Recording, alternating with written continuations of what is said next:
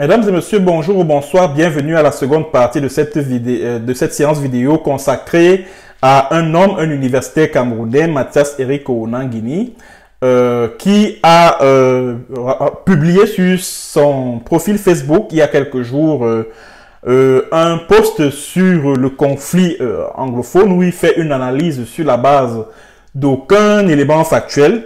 Alors, nous en étions donc à ce bout de cette publication où il dit ceci. Il dit pourtant, ils sont déjà pris dans la trappe de la routinisation correspondant à la fixation endémique du conflit. Ce que Onangini ignore, c'est que ces populations-là ne veulent plus entendre parler d'une quelconque union avec la République du Cameroun. Elles ne veulent plus, ces populations, en entendre parler. Et quand il dit que non, ils sont déjà pris dans la trappe de la routinisation correspondant à la fixation endémique du conflit. Je me rappelle qu'il y a un leader séparatiste qui a fait cette même analyse. Je crois que c'était la semaine passée. Je ne sais plus qui c'est. Si ce n'est pas Dr Samuel Sako Ikome lui-même, ça doit être Christian qui le disait. Il disait ceci. Le leader séparatiste en question, pour être sincère, je ne sais pas. Bon, parce que parfois ma mémoire faillit souvent un peu. Ce leader séparatiste disait ceci. Que nous avons déjà vaincu. Nous avons déjà gagné cette guerre. La République, comme ils nous appellent, nous qui vivons en zone francophone, la République a déjà perdu cette guerre. Et maintenant, ce sur quoi Paul Biya et son gouvernement comptent, c'est sur le temps. C'est-à-dire que leur objectif, ça c'est ce que le leader séparatiste là disait, que leur objectif, c'est de faire en sorte que le temps se prolonge, et à la longue, les populations finissent par se dire « Oh, mais finalement, où est-ce qu'on va? Depuis que nous combattons, depuis que nous résistons, jusque-là, il n'y a pas d'indépendance, il n'y a pas d'ambazonie, il n'y a pas ceci, il n'y a pas cela. Eh bien, ça ne vaut plus la peine.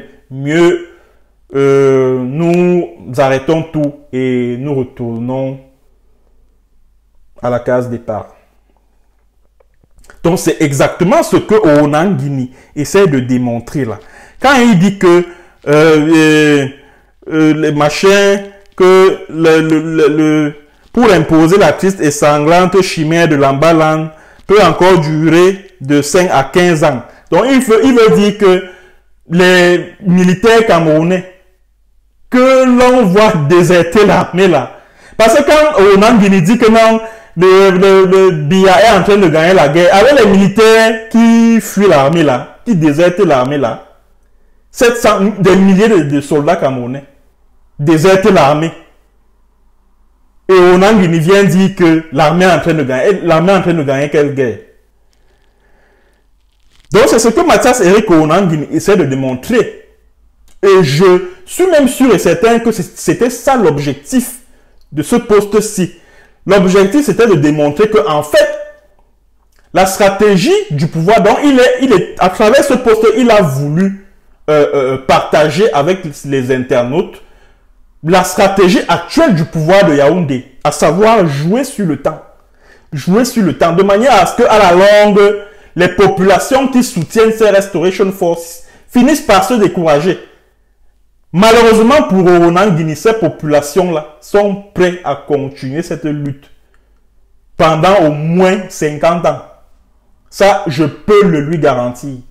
Que ces populations-là... La preuve, là, voilà. Voilà ces populations qui observent les villes mortes, qui continuent à observer les villes mortes chaque lundi. Est-ce que vous les avez vus? Est-ce que vous les avez entendus se décourager en disant que oui, vraiment, on en a marre? C'est ce qu'on attendait même de voir dans cette analyse de Onangini, qui nous présente un élément factuel qui montre que les populations en ont marre. Les populations en ont marre de ce conflit. Mais on ne voit rien. Après, il dit, il dit quoi? Il dit, le gros des milices, politiquement, oh là, qu'est-ce qui m'arrive? Attendez, hein, une bonne partie des soutiens, voilà. Voici la suite. Une bonne partie des soutiens spontanés de ces terroristes fanatiques, voilà les termes qu'il utilise, les terroristes fanatiques, commencent à perdre leur illusion initiale sur l'avènement de l'Amazonie Ambalan.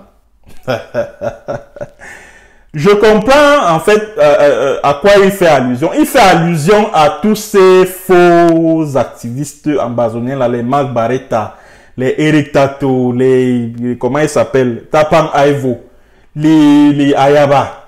Bref, tous ces faux activistes là qui s'agitaient là. Depuis un certain temps, je vois qu'ils ont même disparu de la circulation, on ne les sent même plus. Mathias Eric Onangini s'appuie sur ces gens-là. C'est sur lui qui s'appuie. C'est sur ces gens-là, pardon, que Onangini s'appuie pour conclure que non, ceux qui soutenaient le mouvement indépendantiste anglophone ne croient plus, etc., etc. Mais Mathias Eric Onangini, que vous me faites rigoler. Vous me faites rire. Vous me faites rire. Vous pensez que ces engins explosifs que vous voyez là, l'armement que vous voyez ces gars-là porter, vous pensez que tout cela vient d'où? Ça vient du soutien que la population leur apporte. Vous pensez que le Ambawa Draft là, que le interim government a lancé l'année dernière, c'était pourquoi? C'était pour acheter les engins explosifs improvisés là, les armes, les AK-47 que vous voyez les restaurer, les vrais, hein, pas les brigands que les Atanganji, les Mbankwi et Emile ont fabriqués et déversés là-bas. Je parle des Ambazonan Restoration Forces. Vous pensez que tout leur armement là provient d'où? Cet armement provient de la levée des fonds, le Ambawa Draft. C'est-à-dire que les fonds levés par la population et la diaspora.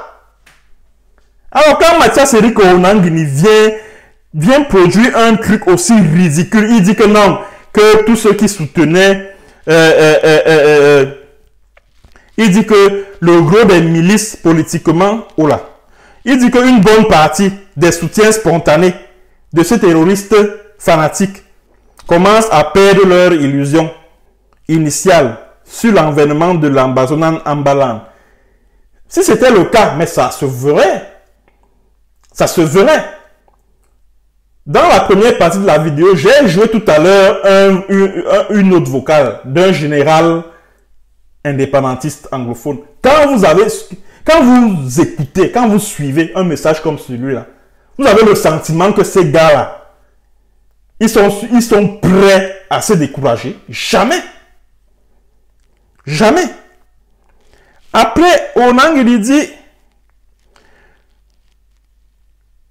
le gros des milices politiquement mal préparées a déjà glissé vers le banditisme nu, ne comprenant pas l'intérêt fondamental de ne pas s'attaquer aux populations.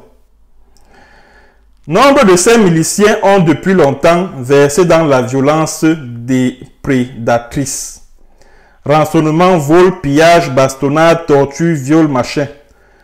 Le contact avec leurs parents et sponsors basés dans les autres régions du Cameroun ou surtout à l'extérieur est largement brouillé car les forces de défense et de sécurité ont détruit une grande partie de la logistique bricolée de ces milices éparses. Mathias Eric Onangini, j'aimerais vous montrer une image. J'aimerais vous montrer une image. Je vais projeter cette image-là pour que vous-même, vous fassiez une religion. Attendez, je la cherche, hein, parce qu'il faut produire ça, c'est très important. Alors, je vais la fouiller. Comme tu dis là que, comme Mathias Eric Onangini dit que les Restoration Forces passent leur temps à terroriser la population et que l'armée a déjà détruit tout leur arsenal et que vraiment ils n'ont même plus le soutien de la population et de tous les activistes qui les soutenaient. Je vais retrouver Je vais retrouver cette vidéo que je vais montrer à Mathias Eric Onangini. Je vais retrouver cette vidéo-là. Elle est là. Elle est là. La voici. Montrez ça à Mathias Eric Onangini.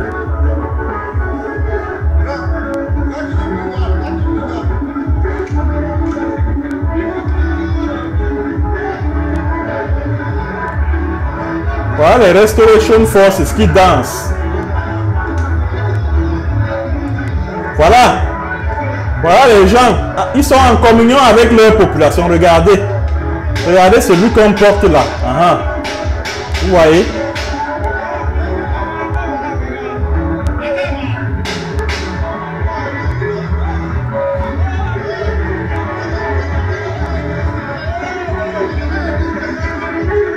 Regardez. Regardez l'armement. Onangini qui dit que les soldats ont détruit l'arsenal machin. Regardez. Regardez. Onangini dit que l'armée a détruit la logistique, tout ça là. Regardez. Vous avez vu l'armement?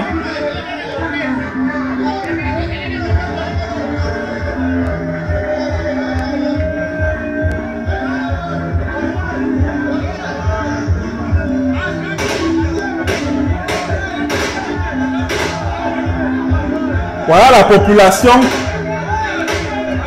qui est en communion avec cette population qui sont terrorisées.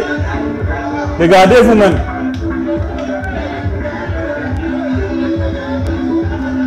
Regardez.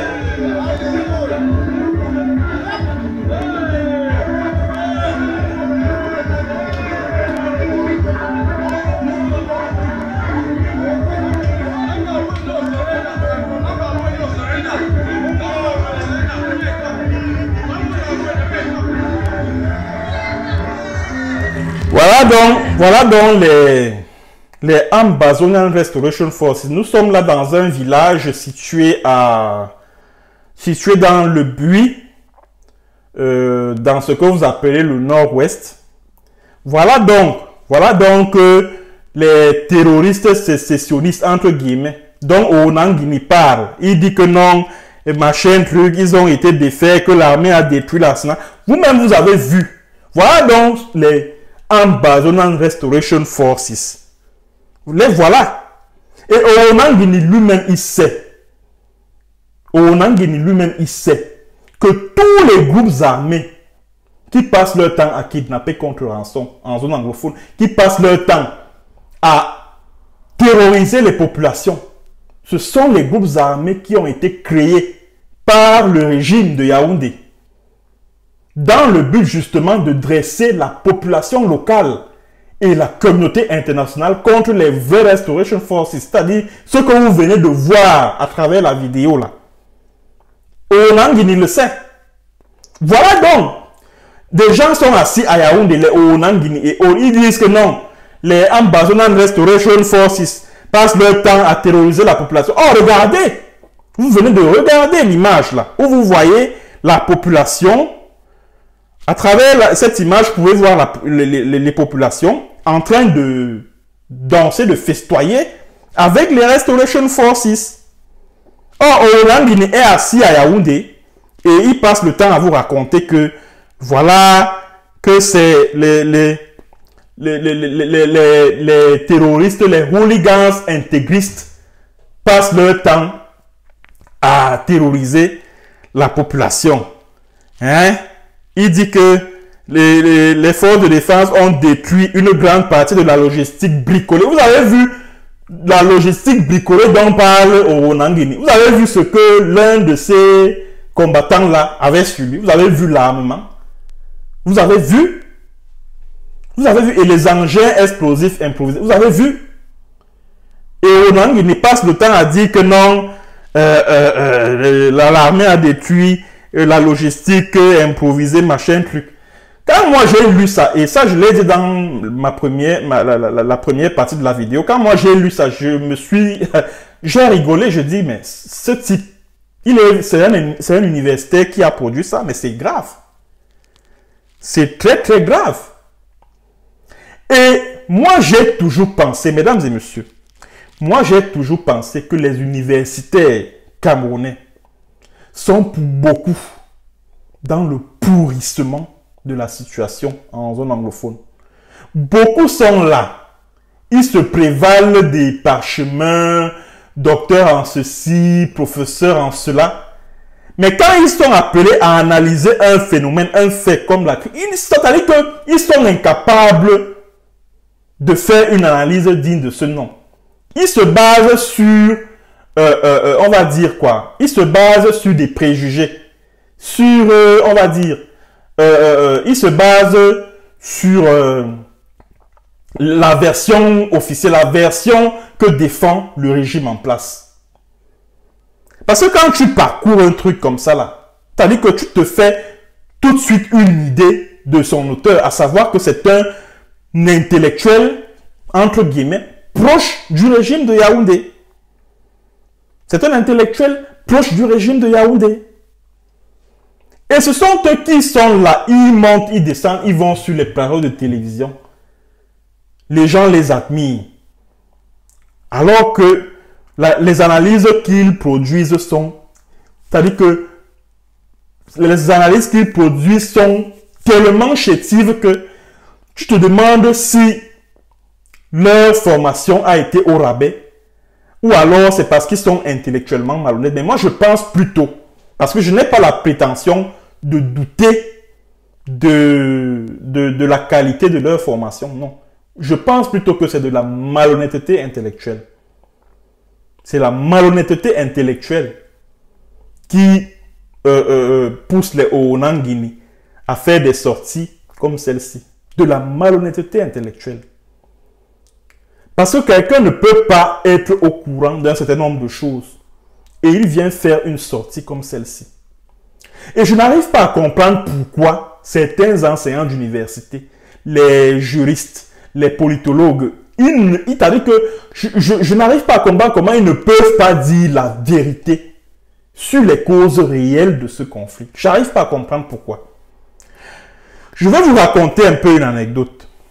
Un jour, un proche parent à moi, bon, j'étais encore à Ouagadougou, au Burkina, m'envoie un article scientifique d'un chercheur en sciences politiques, un enseignant d'université au Cameroun, un certain Gando Sanjé. Bon, je ne sais pas quel est son prénom. Bon, son travail scientifique portait sur la crise anglophone et tout et tout.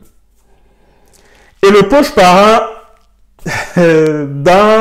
très enthousiasmé, m'a envoyé cet article scientifique en me disant « Ah oui, toi qui passes ton temps à soutenir les ambassadeurs, là, blablabla, voilà donc un travail scientifique que je mets à ta disposition. Tu comprendras que tu te trompes sur beaucoup de choses et blablabla et blablabla. » N'est-ce pas? J'ouvre le document, je me mets à lire.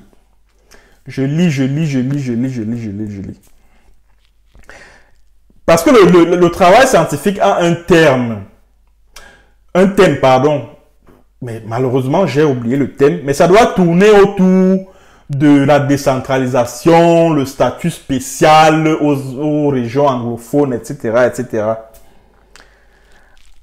Après, je tombe sur un paragraphe de ce travail scientifique dans lequel il est indiqué que la résolution, c'est-à-dire que la conférence de Fumban du 17 au 22 juillet 1961 était en conformité avec la résolution 1608 du 21 avril 1961. Quand j'ai lu ça, j'ai seulement fermé le document, j'ai classé, j'ai dit ça ne vaut pas la peine de continuer la lecture. Parce que là, les bases sont déjà faussées. Parce que comme les juristes eux-mêmes disent, la fraude corrompt tout. Donc ça veut dire que s'il y a un élément dans l'ensemble, ça veut dire que l'ensemble est à toucher. C'est-à-dire que s'il y a un élément défectueux dans l'ensemble, l'ensemble là est déjà foutu, endommagé. Ça, il n'y a rien à faire. Mais je me suis dit, mais qu'est-ce qu'il raconte? Ce qui s'est passé à Fumban était même en violation, s'inscrivait même en violation de cette résolution 1608 du 21 avril 1960 qui accorde l'indépendance au Southern Cameroun, à ce que vous appelez Nord-Ouest et Sud-Ouest. Parce que dit la résolution en son point 5, cette résolution de l'ONU votée par l'Assemblée générale des Nations unies le 19 avril 1961, cette résolution dispose en son point 5 que le gouvernement de la République du Cameroun, l'autorité administrante, à l'époque c'était l'Angleterre qui administrait le Southern Cameroun au nom des Nations unies, et le gouvernement du Southern Cameroun doivent s'asseoir et définir des politiques concertées et déclarées. Ça veut dire que les deux parties, donc ça veut dire que les trois parties doivent signer un accord qui va être déclaré, qui va être déposé au niveau du secrétariat des Nations Unies. Or, à la conférence de Fumban, ce n'est pas de ça qu'il était question. Ahidjo est venu avec le projet de modification de la constitution de la République du Cameroun. Il l'a imposé à la délégation du Southern Cameroun qui était venue à Fumban pour signer cet accord tripartite. Parce qu'à l'époque, le Southern Cameroun, ce que vous appelez Nord-Ouest et Sud-Ouest aujourd'hui, avait des institutions qui fonctionnaient normalement. Le Parlement, House of Parliament, House of Chiefs, le Premier ministère même, et ceci et cela, ils avaient des institutions qui fonctionnaient normalement. Ils avaient un Parlement qui votait des lois. Voilà pourquoi les Nations Unies ont invité les gouvernements des deux Camerouns, l'Angleterre comme tierce partie, à signer un accord de l'Union. Or, est-ce que c'est ce qui s'est passé à la conférence de Fumban? Non. Ahidjo est venu avec le projet de modification de la Constitution du 4 mars, je crois, 1960, qui était appliqué au sein de la République du Cameroun. Il est venu avec pour soumettre ça à la sagacité de la délégation du Southern Cameroun. Or, ce n'est pas ce qui était prévu dans cette résolution onusienne, à la résolution 1608 du 21 avril 1961. Ce n'est pas ce qui était prévu. Dès que Ahidjo finit de soumettre ce projet de modification de la Constitution, et la Constitution de la République du Cameroun n'était pas opposable aux membres de la délégation du Southern Cameroun, qui avaient déjà leur common law sur leur territoire Southern Cameroun.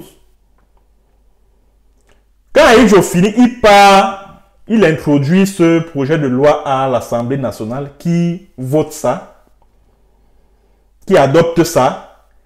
Et le 1er septembre 1961, oui c'est ça, le 1er septembre 1961, Ahidjo promulgue cette loi sur l'État fédéral. Il promulgue cette loi. Alors, quand un universitaire vient dire dans son travail, dans son article scientifique, que c'est-à-dire que la Constitution fédérale de 61, qui a été discutée lors de... C'est-à-dire que, oui, la Constitution fédérale du 1er septembre 61, qui a fait l'objet de discussion lors de la conférence de Fumban du 17 au 22 juillet 1961, que cette constitution-là était en conformité avec la résolution 1608 du 21 avril 1961. J'en rigole. Je me dis, mais que sont même devenues nos universités? Mais moi, je ne comprends pas. Quelle est d'où provient cette malhonnêteté intellectuelle, cette mauvaise foi qui caractérise certains de nos universitaires? Mais je comprends. Je comprends d'où provient cela. La peur des représailles. Parce que la plupart de ces enseignants d'université-là, c'est des carriéristes. C'est des carriéristes. Vous pensez qu'ils sont à l'aise dans les amphithéâtres des universités? Non. Ils cherchent à occuper un poste au sein de l'administration centrale. Conseiller technique au Premier ministère, ou conseiller de je ne sais trop quoi à la présidence de la République, ou ils cherchent à être inspecteur général dans tel ministère, etc. C'est-à-dire que c'est des gens qui cherchent à occuper des postes. Voilà pourquoi dans toutes leurs analyses, ils font tout nécessaire pour ne pas chicaner le régime des Biya. Ils font tout, y compris insulter la science elle-même. Y compris insulter la science elle-même. Parce que comme je le disais, toute démarche en sciences sociales commence par... C'est-à-dire que toute analyse d'un phénomène social, c'est-à-dire que toute démarche en sciences sociales, c'est-à-dire que le point de départ, c'est l'observation. Alors vous ne pouvez pas dégager une analyse sans avoir observé le phénomène, sans avoir observé le fait que vous analysez. Sans avoir observé le fait que vous analysez. Alors, ce qu'Onan Guinée vient produire là, à quelle signification, à quelle portée? Et ça me rappelle justement ce que Onan Guinée a fait l'année dernière, après le massacre de Maoto. Non, pas le massacre de Ngarbou, voilà, le 14 février 2020. Onan Guinée est allé à la CIATV. Il se met à raconter que non, Human Rights Watch a supprimé son rapport sur le massacre de Ngarbou. Le rapport figurait et se trouvait sur leur site internet. Ils ont supprimé. Et ceci et cela parce que ils se sont rendus compte qu'ils se sont trompés, etc., etc. Et Hilaria Allegrosi, qui est chercheuse à Human Rights Watch, était obligée de démentir cela. En disant que non, notre rapport est toujours là. Allez sur notre site, nous ne l'avons jamais retiré. Et le rapport était toujours là. Après, Onan Guinée revient à la charge. Il dit non, non, non, non, non, non, vraiment, ça ce n'est pas un rapport, c'est un article de je ne sais quoi. C'est-à-dire que vous voyez, vous imaginez un peu la mauvaise foi caractéristique des universitaires camerounais. La mauvaise foi. La mauvaise foi. C'est donc de cela qu'il était question au cours de cette séance vidéo que j'espère vous avez énormément apprécié. Et je ne vous le dirai jamais assez, continuez à liker, à vous abonner à cette chaîne. Merci pour tous ceux qui sont déjà abonnés. Merci pour tous ceux qui aiment bien ce que je fais. À la prochaine pour une autre séance et sur un autre thème. Bonjour ou bonsoir.